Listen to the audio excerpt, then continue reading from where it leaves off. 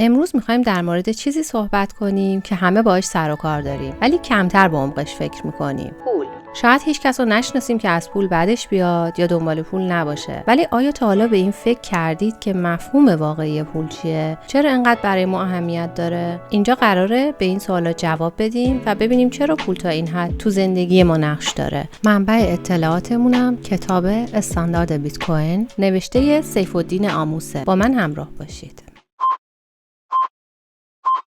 این دنیا دنیای داد و ستده و پول مهمترین و رایج‌ترین ابزار این مبادلاته. بیشتر ما در طول روز در حال کسب درآمد هستیم، به این منظور که وقتمون که ارزشمندترین سرمایه زندگی هر انسانیه رو با پول مبادله می‌کنیم، حالا چه به صورت مستقیم چه به صورت غیر مستقیم. بنابراین منطقیه که بدونیم و یا سعی کنیم بفهمیم پول چیه. یکی از مشکلات قدیمی بشر این بوده که بتونه ثروتشو چه زیاد و چه کم با خودش حمل کنه. یعنی همون کاری که ما هر روز انجام میدیم. وقتی کالایی میخریم و مبلغ تعیین شده رو با پول پرداخت میکنیم، در واقع در اون لحظه ثروتمون رو جابجا و مبادله میکنیم. این مشکل تا حد زیادی حل شده، اما مسئله بعدی اینه که چطور بتونیم ثروتمون رو به هر اندازه و تا هر مسافتی با خودمون حمل کنیم و در عین حال ارزش اون حفظ بشه. خب حالا به این مثال توجه کنید. فردی در طول هفته 40 ساعت کار میکنه و بابتش به طور مثال $100 میگیره و خیلی هم خوشحاله که کسب درآمد کرده. اما هفته بعد که حسابشو چک میکنه میبینه اون $100 به $80 تبدیل شده. چه حسی به اون دست میده؟ شاید باورتون نشه، اما این اتفاق برای همه ما به صورت نامحسوس و البته با سرعت کمتری در حال رخ دادنه. این موضوع ارتباط مستقیم با تورم داره که بعداً راجبش صحبت میکنیم. الان که با این مفاهیم آشنا شدیم، باید بهتون بگم که بیت کوین این مشکلات رو حل کرده. اما برای درک بهتر بیت کوین که نوعی پول دیجیتاله، باید با مفهوم پول بیشتر آشنا بشیم و برای فهم هر موضوعی بهتره که تاریخچه‌ش رو بررسی کنیم. ساده ترین و قدیمی ترین روش تبادل سرمایه‌های انسانی مبادله کالا به کالا بوده، اما این روش در جوامع بزرگتر عملاً کار نمی‌کنه و فقط بین افرادی که همدیگر رو خیلی خوب میشناسن قابل اجراه.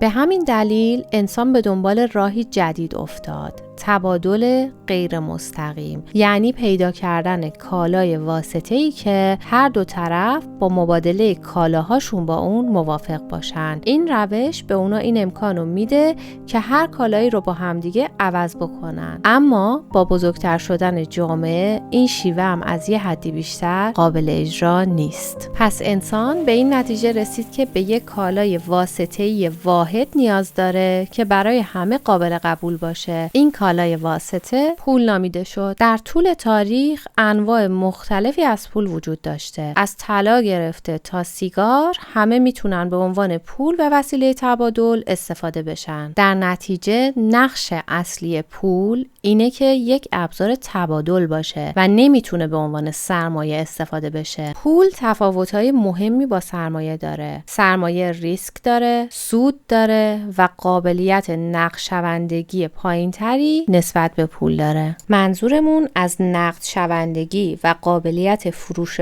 بالای پول اینه که پول به راحتی در بازار به فروش میرسه بدون اینکه از ارزشش کاسته بشه. قابلیت فروش پول رو میشه از 3 نظر بررسی کرد. اول باید از واحدهای کوچکتری تشکیل شده باشه. دوم در مکانهای مختلف قابل فروش و استفاده باشه و سومی و مهمتر از همه این که در زمانهای متفاوت هم ارزش ثابت داشته باشه که بهش ذخیره ارزش گفته میشه. ذخیره ارزش خودش 2 جنبه داره. اولیش ماندگاری فیزیکیه، یعنی پول نباید با استفاده مداوم به سرعت خراب بشه و از بین بره، و دومی که مهمتر هم هست اینه که با گذشت زمان مقدارش به صورت کنترل نشده بیشتر نشه. ویژگی مشترک اکثر پولهای معتبر دنیا اینه که مکانیزمی برای محدود کردن مقدارشون وجود داره. یه اصطلاح جالب مربوط به این بخش سختی پوله. بر این اساس پولها به 2 دسته تقسیم میشن: پول سخت هارد مانی و پول آسان ایزی مانی. پول سخت همونطور که از اسمش مشخصه دارای سختی بالاییه، یعنی با گذشت زمان از ارزشش کاسته نمیشه و یا به عبارت دیگه بدون کنترل مقدارش افزایش پیدا نمیکنه. فرمول میزان سختی پول اینه: موجودی نسبت به جریان. موجودی میشه تمام پولی که از ابتدای تاریخچه اون پول تولید شده